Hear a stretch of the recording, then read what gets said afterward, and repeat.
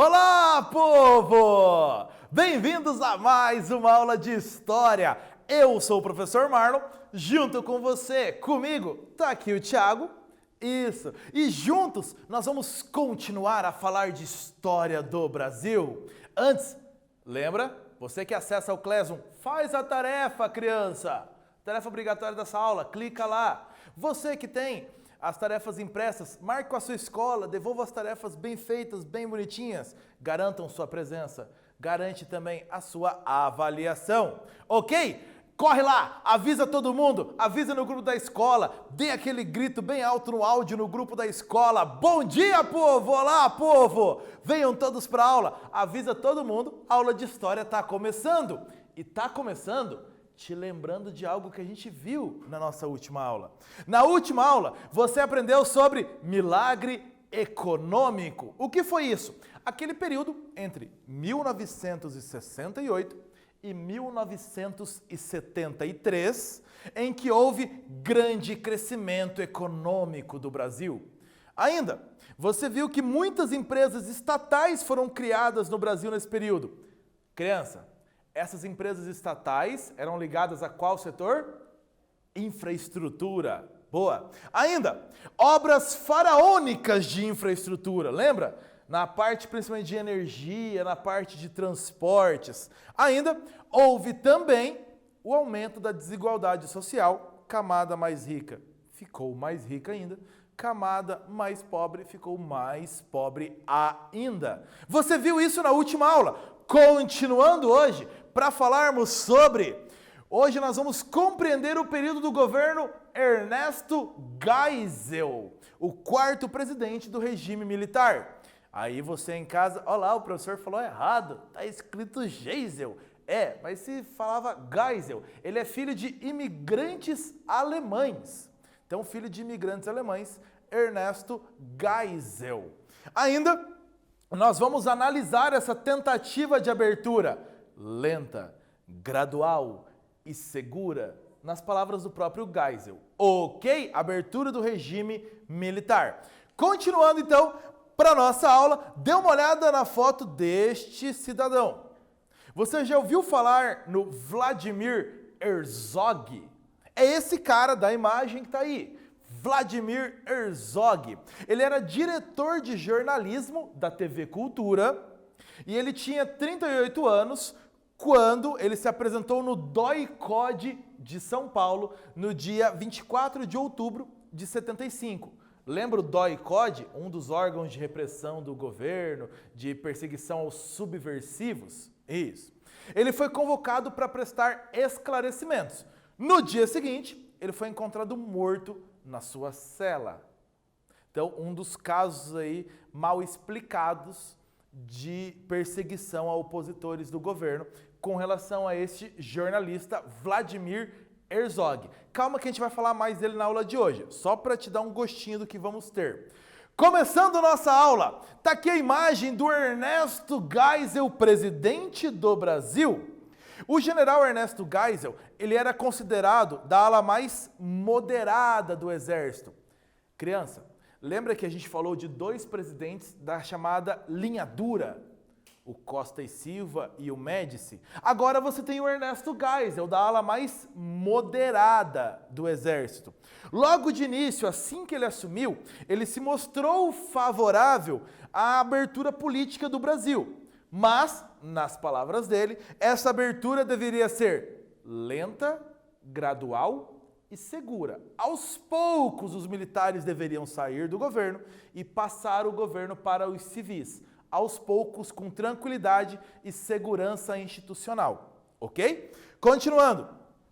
Eleições legislativas de 74. Eleições para deputados e senadores em 1974 no Brasil. Foi permitida a propaganda política dos candidatos da Arena e do MDB. Lembra? Bipartidarismo. Só havia dois partidos políticos. Arena, mais ligada ao governo, MDB, um partido mais de oposição.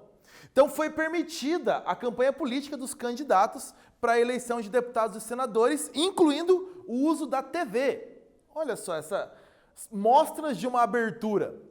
O MDB venceu a maioria das vagas, quer dizer, a ala de oposição venceu a maioria das vagas legislativas. E militares da chamada linha dura acusaram o MDB de vencer com votos dos comunistas. Então os comunistas estariam tentando chegar ao poder e atrapalhar o Brasil.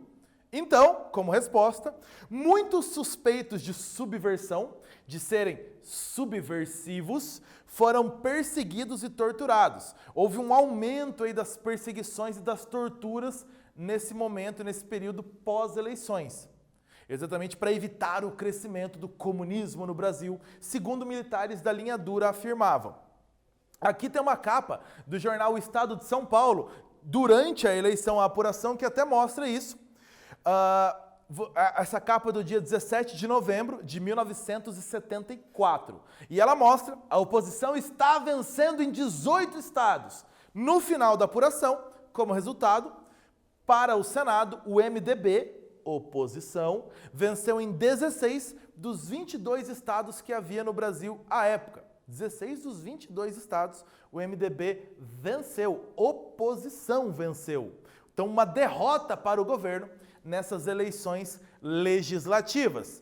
Quiz para você ver se você está esperto. Eu dei a resposta, hein? Vamos lá. O bipartidarismo foi instituído pelo Ato Institucional número 2 de 1965. Quais os dois partidos políticos permitidos durante a maior parte do regime militar?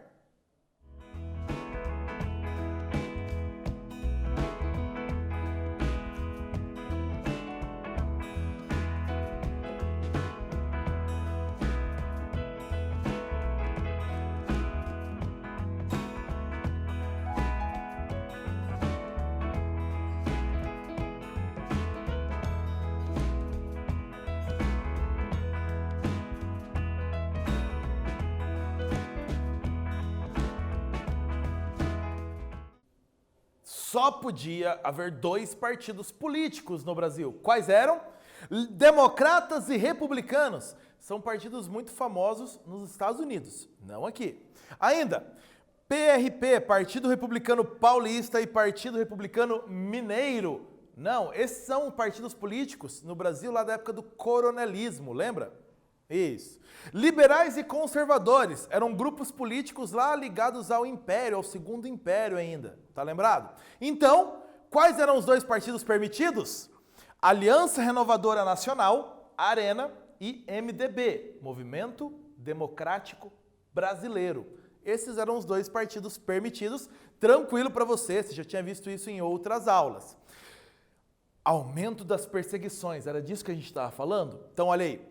Em 25 de outubro de 75, lembra da abertura da aula? O jornalista Vladimir Herzog foi morto dentro de um quartel do Exército em São Paulo, lá no DOI-CODE, onde ele foi prestar esclarecimentos. O Exército justificou a morte dele como um caso de suicídio. Muitas entidades da sociedade protestaram nesse caso e provocou essa onda enorme de protestos pelo país todo. Em janeiro de 76, logo depois, 2 meses depois, o operário Manuel Fiel Filho foi morto dentro do mesmo quartel do DOI-CODE em São Paulo. Do mesmo, 2 meses depois, nova onda de indignação. Então, pessoas que aparentemente não tinham relações com crimes, com organizações criminosas, mortos em casos de tortura dentro do DOI-CODE em São Paulo. Aqui você tem a imagem até do Manuel Fiel Filho, do Vladimir Herzog, a gente abriu a aula, aqui a imagem do Manuel Fiel Filho, e a partir desses casos, diversas organizações da sociedade civil, exemplo, a CNBB, Conferência Nacional dos Bispos do Brasil, a OAB, Ordem dos Advogados do Brasil, e a Associação Brasileira de Imprensa se declararam em oposição ao regime militar. Então, 1976 marca, então, essa virada bem forte. Entidades importantes da sociedade civil se declarando em oposição ao governo. Repare na maior delas, a CNBB, a liderança da Igreja Católica no Brasil, se declarando em oposição ao regime militar. Importante essa mudança. Então, tem tarefa para você. O novo governo tinha que lidar com uma conjuntura diferente do início dos anos 70, lá do milagre econômico.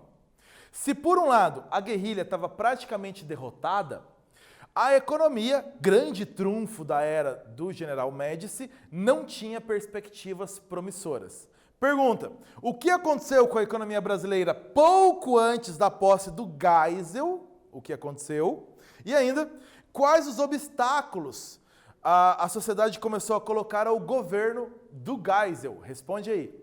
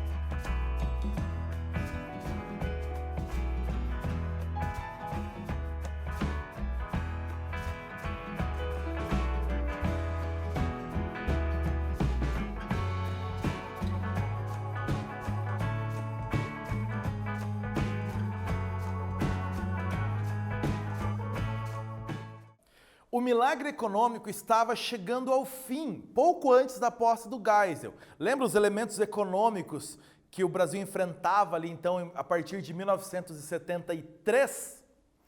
Preço do petróleo havia triplicado por causa daquela guerra entre árabes e israelenses em 73. Houve, então, diminuição de créditos internacionais para os empréstimos que o Brasil conseguia. Houve o crescimento da inflação e a diminuição do PIB, do Produto Interno Bruto da produção brasileira. Então, um problema econômico aí pouco antes da posse do Geisel. Próxima pergunta. Os obstáculos que a sociedade civil colocava, devido aos casos de violência e tortura, como a gente viu 2 aqui, diversas organizações da sociedade civil, como CNBB, a OAB, a Associação Brasileira de Imprensa, se declararam em oposição ao governo militar, um obstáculo, então, ao governo.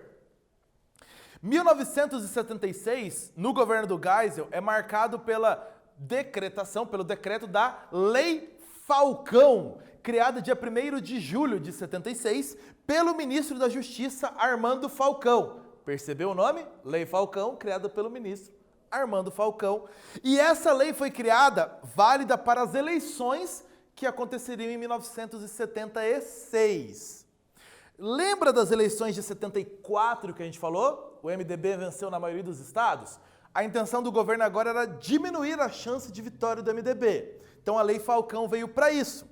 Na campanha de televisão, apenas o rosto e um pequeno texto, um pequeno currículo do candidato podiam aparecer. O candidato não podia falar, só o rosto e um pequeno texto sobre ele. Só. O candidato não podia falar mais na campanha de TV. Mesmo assim, mesmo com essa restrição, o MDB obteve vitórias em importantes cidades brasileiras. Mais um recado aí ao regime militar. A oposição estava ganhando campo na política.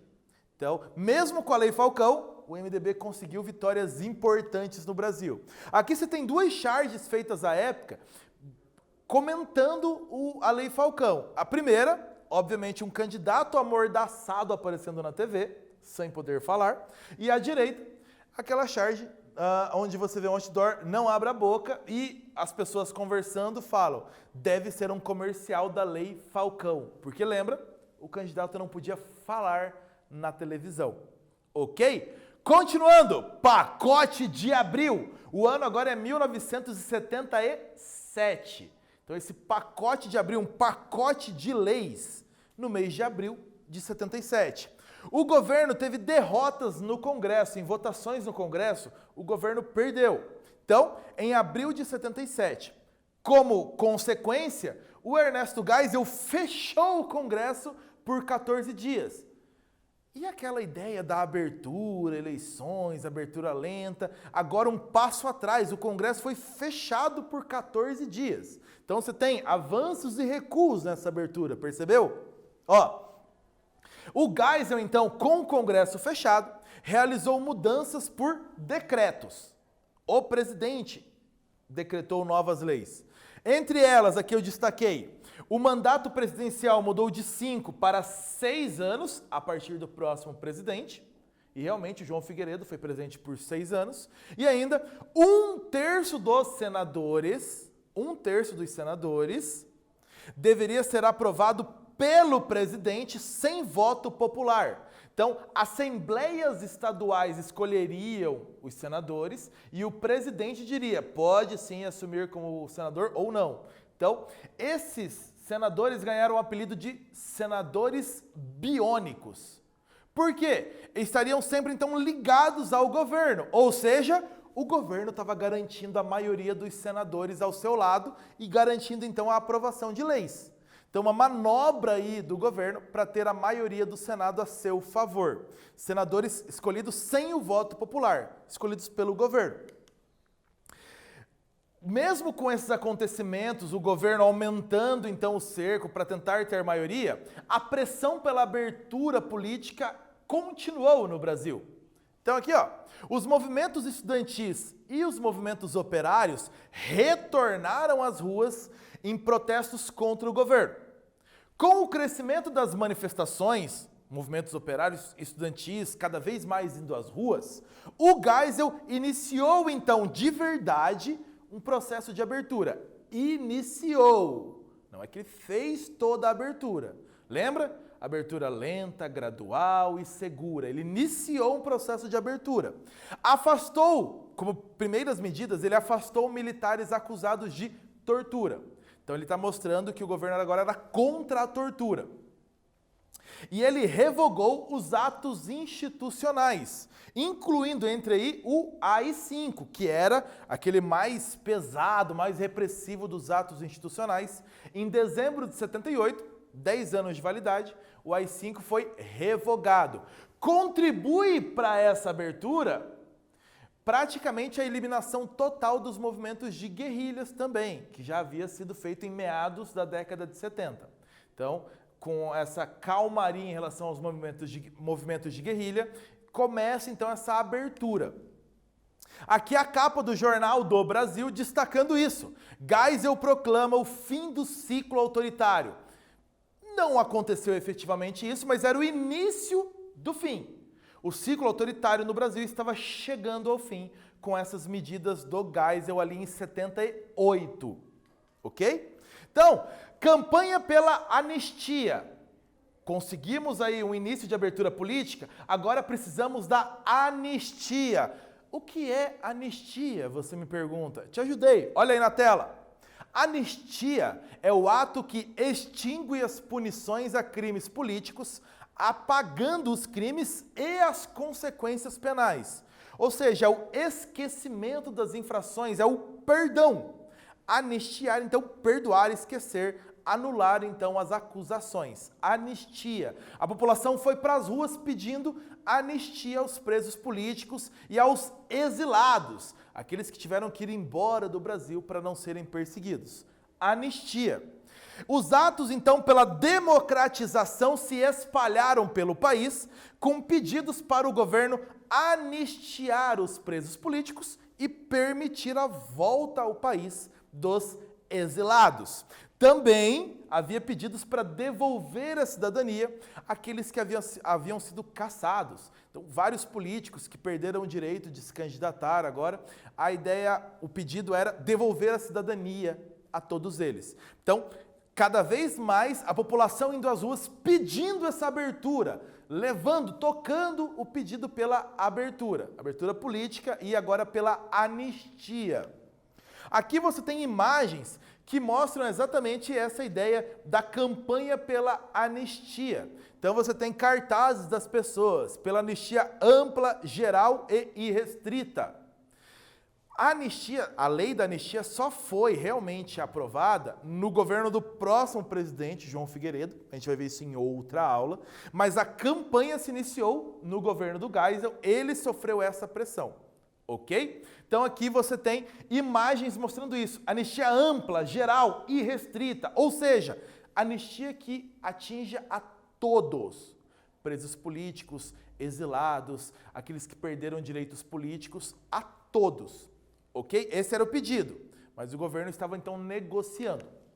Galera, na aula de hoje você aprendeu um pouco mais sobre o governo do general Ernesto Geisel, da linha moderada do Exército, linha moderada, que assumiu a presidência prometendo uma abertura lenta, gradual e segura do Brasil. Ou seja, os militares vão sair do poder aos poucos, com calma, tranquilidade e segurança institucional. Ainda, você viu que o Geisel teve de enfrentar as consequências de uma crise econômica mundial internacional iniciada lá em 1973, que marcou o fim do milagre econômico no Brasil. E, entre avanços e retrocessos e recuos, no período, o Geisel revogou o AI-5, lembra disso? E ainda houve esse avanço da campanha popular pela anistia, mais um passo na abertura política do Brasil. Fechou nossa aula de hoje? Ernesto Geisel. Isso aí, obrigado por ter acompanhado. Avisa todo mundo. Quem perdeu, avisa que a aula de hoje foi muito legal, muito massa, para não perder nossa próxima aula. Eu vou ficando por aqui e a gente volta depois. Tchau, pessoal!